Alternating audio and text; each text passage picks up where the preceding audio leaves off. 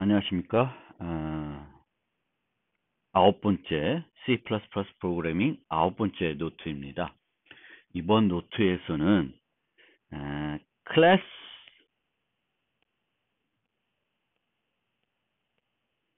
다른 클래스들 간의 관계, 그리고 이 클래스로부터 객체들이 만들어지는데 이 객체들과의 관계, 그 관계들에 대해서 살펴보고자 합니다. 그래서 우리가 하나의 프로그램을 개발하게 되면, 객체 지향으로 프로그램을 개발하려고 하면 복잡한 프로그램일수록 그 프로그램을 구현하기 위해서 우리가 정의하게 되는 클래스들은 많아지게 됩니다. 그리고 이들 클래스들은 독립적으로 존재하지 않습니다. 더군다나 이 클래스들의 객체들을 여러 개, 각 종류별로 필요할 때 생성해서 사용하게 되는데, 이 클래스의 객체들도 다른 객체들과 어떤 관계를 맺게 됩니다.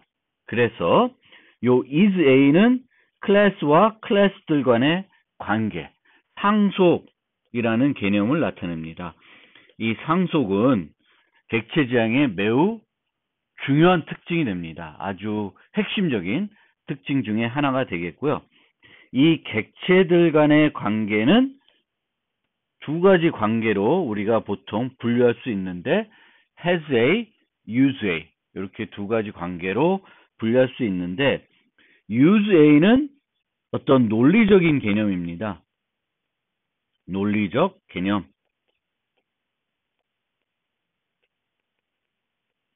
그러니까 한 객체가 어떤 기능을 구현하기 위해서 다른 객체를 사용한다, 이런 의미가 되겠습니다. 그래서 논리적인 개념이고, has A는 약간 논리적인 개념도 포함이 되지만 물리적인 개념, 그러니까 어떻게 클래스가 정의되어 있냐에 따라서 이 객체들 간에는 has A 관계가 있다라고 말하게 됩니다. 보통은 이 has A는 전체 부분을 나타내기 위해서 많이 사용해요. 전체 부분. 그러니까 우리 몸은 팔, 다리로 구성되어 있죠. 눈도 있고 코도 있고 입이 있습니다. 그럼 사람은 눈, 코, 입, 귀, 팔, 다리 등으로 구성되어 있습니다. 그러면 이런 요소들이 사람이라는 클래스를 정의할 때 멤버 변수로 눈, 코, 입 이런 것들이 들어갈 수 있고요. 뭐 컴퓨터가 있다. 그럼 컴퓨터 안에는 CPU, 하드디스크, 그래픽카드 이런 것들이 있을 수 있죠. 그러면 컴퓨터라는 클래스를 정의할 때 그것의 요소로 이런 것들이 들어갑니다. 그런데 이 has A는 아까 말씀드렸듯이 물리적인 개념이라고 그랬습니다. 그래서 멤버 변수로 내가 다른 클래스를 타입을 멤버 변수로 유지하면은 has A라고 얘기를 합니다. 전체 부분 관계가 아니더라도. 그래서 그 경우는 이제 전체 부분 관계는 아니지만, 예를 들면 이런 거예요. 제가 사람인데 애완동물을 기릅니다. 그러면 내가 기르는 애완동물을, 강아지를 애완동물로 기르고 있으면은 강아지를 멤버 변수로 유지할 수 있습니다. 그렇지만 이 강아지가 멤버 변수라고 해서 사람의 어떤 부분은 아니죠. 그렇죠? 부분은 아닙니다. 그렇지만 has A, 뭐 소유하고 있기 때문에 그렇게 나타낼 수도 있고요. 그래서 약간은 이 has A는 물리적인 개념이다.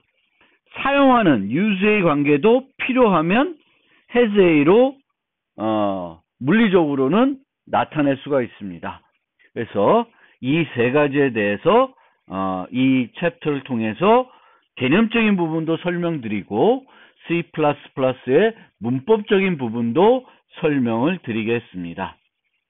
그래서 먼저 클래스 간의 관계, 객체 간의 관계가 뭔지 방금 설명드린 거에 대해서 좀 더 구체적으로 설명드리고, 주로 나머지 전체적으로는 상속에 대해서 그 상속과 관련된 문법들을 설명을 드리겠습니다. 자, 먼저 한번 생각을 해봅시다. 상속이에요. 그래서 상속을 앞에 가서 다시 설명드리면, 상속은 지난번에 봤듯이 강아지가 있고, 강아지를 상속받아서 진돗개를 만든다. 이렇게 강아지 클래스가 있고 진돗개 클래스를 만드는데, 그러면 어떤 종류의 강아지든지 간에 이게 시츄든 뭐든 시베리안 허스키든 등등 어떤 강아지든 간에 공통적인 특성들은 여기다 정의합니다. 강아지에 정의하고, 시츄만이 가지고 있는 독특한 특성, 진돗개만이 갖고 있는 독특한 특성, 시베리안 허스키가 갖고 있어야 될 공통된 특성은 여기다가 정의하게 됩니다. 그렇게 되면 코드 중복을 줄일 수 있어요. 여기에도 있어야 되고, 여기에도 있어야 되고, 여기에도 있으면은 세 곳에 중복이 될 텐데, 이것들을 다 여기다 두지 않고 어디다 두면 돼요? 여기다가 구현하면 돼요. 한 번만 하면 된다. 그런 의미에서 코드 중복이 제거할 수 있습니다. 이게 이제 상속의 대표적인 것이고요. 그 다음에는 두 번째 특징은, 이게 장점, 첫 번째 장점이고요. 코드 중복. 두 번째는 범용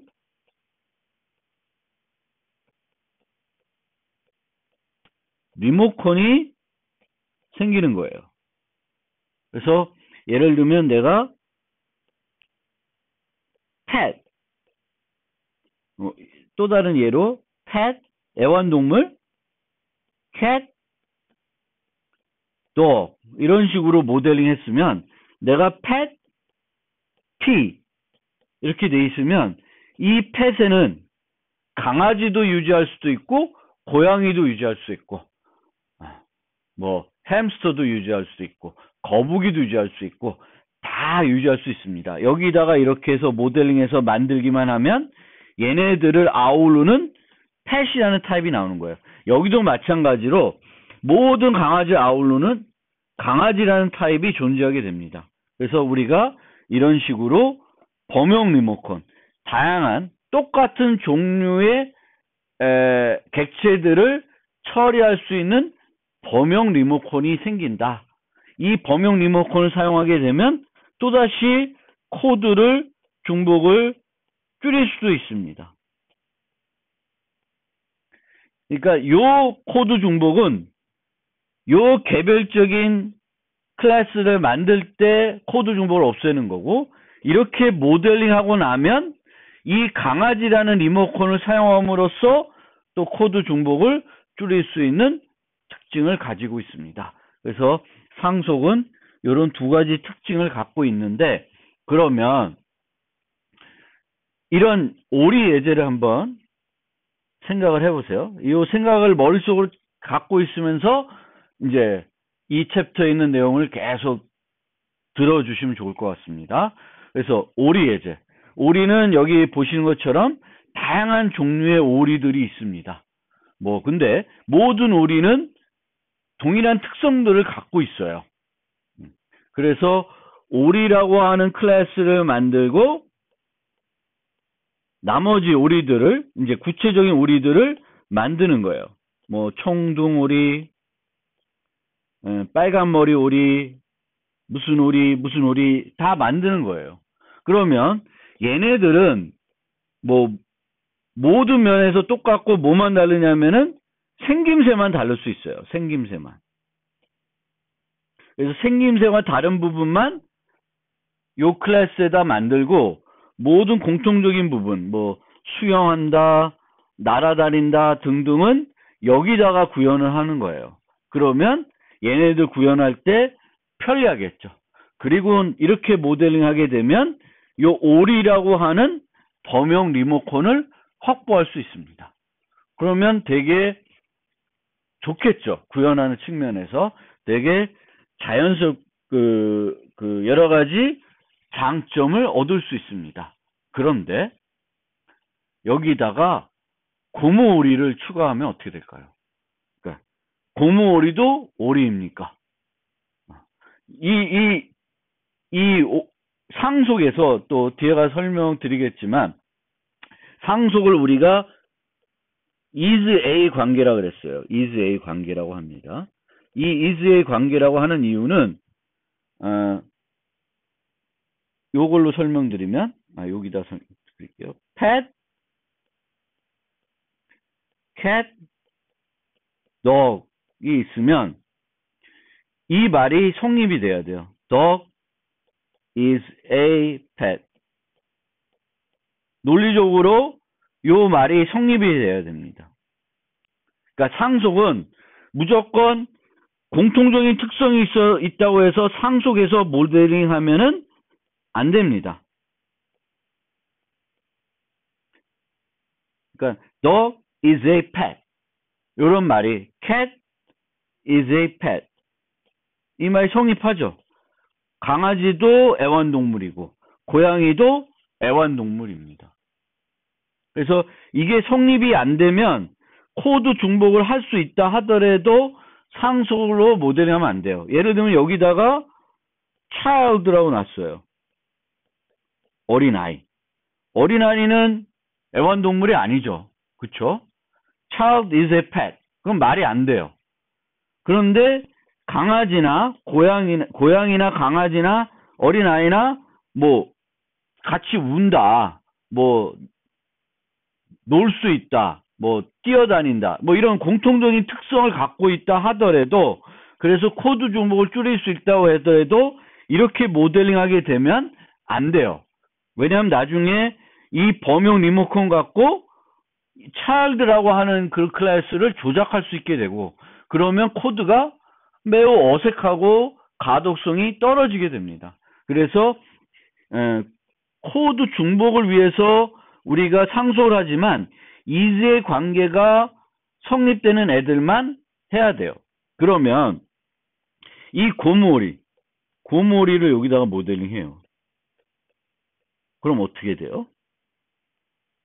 고무오리 is a 고무오리. 고무오리도 오리예요?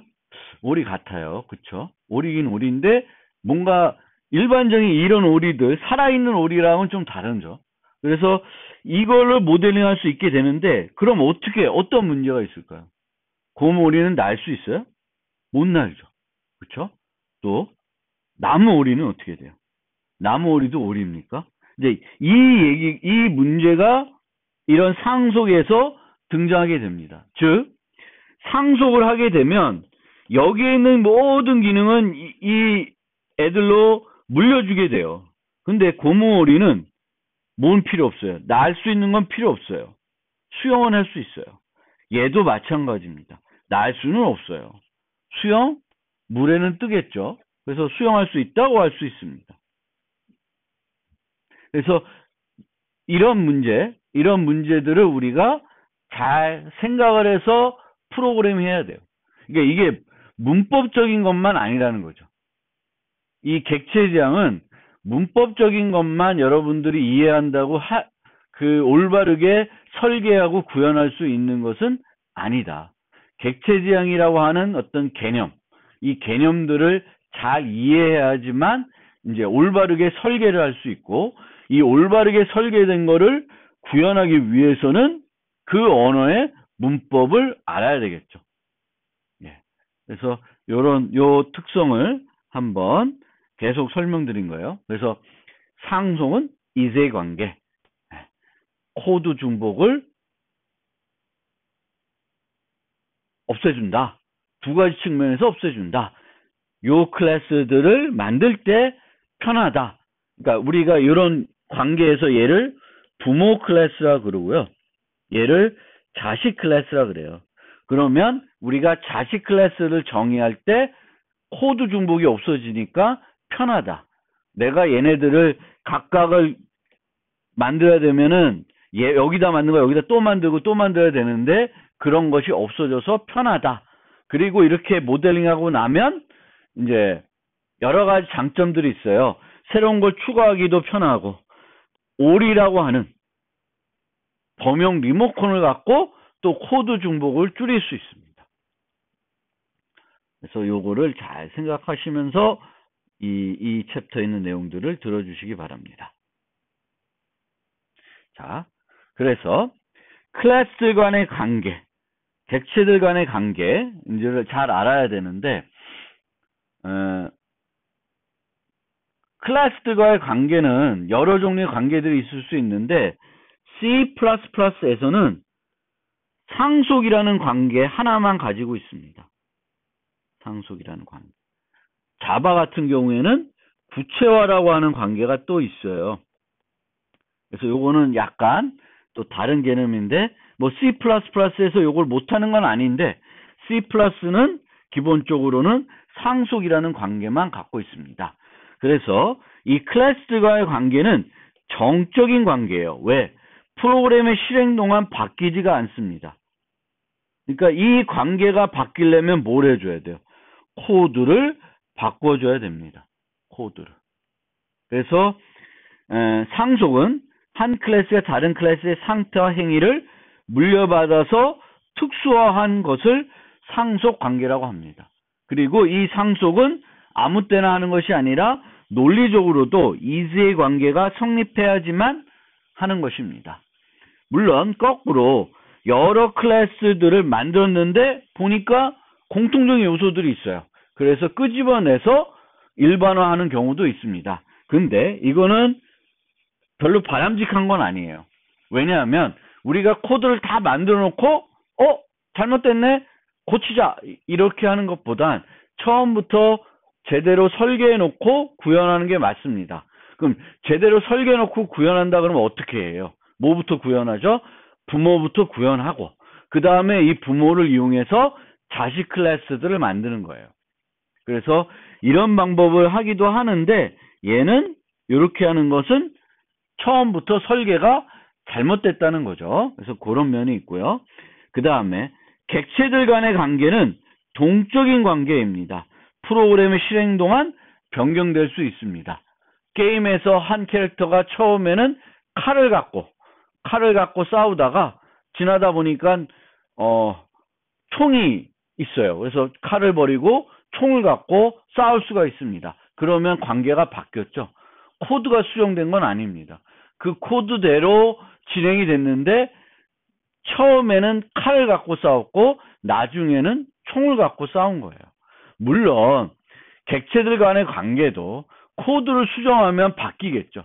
근데 그거는 중요한 게 아니라 객체들 간의 관계는 코드가 수정되지 않아도 프로그램이 실행되는 동안 A라는 객체와 B라는 객체가 관계가 맺었다가 그 관계가 떨어질 수 있습니다. 프로그램이 실행되는 동안 바뀔 수가 있습니다. 그리고 이 객체들 간의 관계는 크게 사용관계, 포함관계 이렇게 이제 나누어지게 되겠고, 사용이라는 관계는 항상 논리적인 개념입니다. 쓰니 안 쓰니, 저 객체를 활용하니 안 하니, 뭐 요 개념이고요. 포함이라고 하는 것은 클래스를 정의할 때 다른 클래스의 타입을 멤버 변수로 유지하냐 안 하냐를 가지고 포함 관계냐 아니냐를 나타내게 됩니다. 그래서 얘는 물리적인 개념을 나타내는데, 물론 대부분 포함 관계는 논리적인 개념으로 전체와 부분 관계를 나타내기 위해서 활용되지만 그 사용 관계처럼 내가 사용하고 내 전체 부분 관계가 아니더라도 멤버 변수를 유지할 수가 있고요. 멤버 변수를 유지하는 순간 그 관계는 사용하는 관계이지만 포함 관계로 얘기하게 됩니다. 그래서 포함 관계와 사용 관계, 얘는 반드시 논리적인 개념이고요. 이 포함 관계는 물리적인 개념에 가깝다. 물론 여기에는 전체 부분 관계로서 논리적인 개념도 들어가 있습니다. 사용관계에 대해서 설명드리겠습니다. 이 사용관계가 코드에서 어떻게 나타나는지 좀 설명을 드리겠습니다. 사용은 계속 말씀드리지만 논리적인 개념입니다. 한 객체가 다른 객체를 어떤 기능을 제공하기 위해서 사용하는지 안 하는지 이걸 통해서 이제 사용관계가 나타나게 되겠고요. 가장 많이 나타나는 관계이기도 합니다. 그래서 사용관계는 주로 멤버 변수가 아닌 다른 클래스의 객체를 메소드의 인자로 받아 사용하거나 메소드 내에서 다른 객체를 생성해서 사용하는 경우 이것은 사용관계라고 합니다. 예를 들어서 child라고 하는 클래스가 있는데 wash라고 하는 행위가 있어요.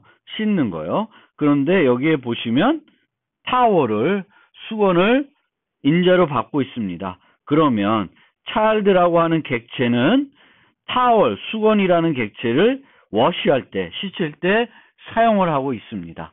그래서 이런 식으로 요 child 클래스와 타월 클래스 간의 관계가 맺어지게 되겠고, 이거는 클래스 간의 관계가 아니라 이 child의 클래스의 객체와 이 수건의 객체가 서로 관계가 맺어지는 겁니다. 이 카메라 예제를 보면 카메라는 take picture라고 하는 사진을 찍는 기능이 있고 그 찍는 기능 내에는 picture라고 하는 객체를 생성해서 사진 찍은 결과를 이미지로 picture로 반환해주고 있습니다. 그러면 카메라라는 객체는 take picture를 할 때 picture라고 하는 객체를 하나 이용하게 되는 것입니다. 이처럼 멤버 변수를 유지하지 않고 인자로 받거나 메소드 내에서 객체를 생성하면 이것은 무조건 사용관계가 되겠습니다. 물론 이런 경우에도 이 객체들을 자주 사용할 경우에는 여기에 요때 생성하는 것이 아니라 여기에 멤버 변수로 유지할 수도 있습니다. 수건을 유지하기는 좀 그렇게 거고 이 경우도 매번 만들어지는 거기 때문에 멤버 변수로 유지할 이유는 없을 것 같습니다. 포함 관계. 한 클래스의 객체가 다른 클래스의 객체를 멤버 변수로 유지하는 거예요. 그러니까 멤버 변수를 유지한다는 거는 물리적인 개념이 되겠죠. 내가 사용하고 있어도 전체 부분 관계가 아니어도 멤버로 유지할 수도 있고요. 내가 자주 사용하기 때문에 구현의 편리를 위해서 멤버 변수로 유지할 수도 있습니다. 전체 부분 관계를 나타내기 위해서도 할 수 있습니다. 그래서 예를 들어서 주문에는 여러 상품이 포함된다. 주문과 상품은 포함 관계가 되겠죠. 이거는 논리적인 측면이에요. 논리적인 측면이 되겠고요. 이런 논리적인 측면만 아니고 포함이라고 하는 그 논리적인 개념이 아니더라도 우리가 객체를 구현의 편리를 위해서 멤버 변수를 유지할 수 있습니다. 그래서 포함 관계를 크게 연관, 집합, 복합 관계로 나타나게 되겠고요. 크게 이 집합과 복합 개념은 부분 전체 관계를 나타내기 위해서 쓰이는 거예요.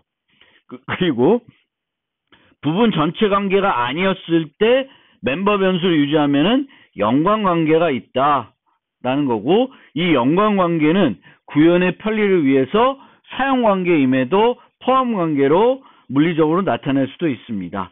뭐 예를 들면 개인과 구독 잡지, 학과와 개설 교과 이런 것들은 전체 부분 관계는 아니기 때문에 연관 관계라고 합니다. 이 전체 부분 관계는 또 크게 집합과 복합 개념으로 나누어집니다. 그래서 복합이 보다 강한 개념입니다. 그래서 어떻게 구분이 되냐면 복합은 전체가 제거되면 부분도 함께 제거되는 경우를 우리가 복합이라 그러고요. 컴포지션이라 그러고, 집합은 전체가 제거되어도 부분은 남아있는 경우, 남아있을 수도 있는 경우. 뭐 예를 들면 여기 얘가 연못과 오리. 근데 이 연못과 오리가 전체 부분 관계에 있는지 잘 모르겠어요. 뭐 예를 들면 컴퓨터와 CPU 뒤에 또 요걸 예를 드는데, 그럼 컴퓨터와 CPU는 부분 전체 관계가 맞죠. 근데 이거는 모델링 하기에 따라서 달라요. 내가 이 둘 관계를 복합 개념으로 모델링할 수도 있고 집합 개념으로 모델링할 수도 있어요. 그러니까 컴퓨터가 제거되면 CPU가 같이 제거될 수 있고, 컴퓨터가 제거되더라도 CPU는 띄어서 다른 컴퓨터에 교체를 할 수도 있죠. 그래서 이거는 모델링을 어떻게 하냐, 그러니까 응용에 따라 달라질 수 있는 거예요. 그런데 여러분들이 프로그램을 개발하고 설계를 할 때 내가 포함 관계로 모델링 했고요. 그 포함 관계는 전체 부분 관계를 나타내기 위해서 했다고 합시다. 그러면 그때 내가 생각하고 있는 것이 집합 개념인지 복합 개념인지 생각해 볼 필요가 있고요. 그 개념에 따라서는 구현하는 방법이 차이가 날 수도 있습니다. 그래서 이런 것들이 확실히 구분하기 쉽지 않을 수도 있지만, 내가 설계할 때는 한 번쯤 내가 모델링하는 것이 복합인지 집합인지 구분해 볼 필요는 있습니다. 그리고 연관관계와 관련해서 이 연관관계가 복잡할 경우, 특히 다대다인 경우 모델링하기가 매우 어려울 수 있습니다. 예를 들면 학생과 수강 교과를 한번 생각해 봅시다. 그럼 학생은 여러 개의 교과를 수강할 수 있고요. 한 교과도 여러 번 수강할 수 있습니다.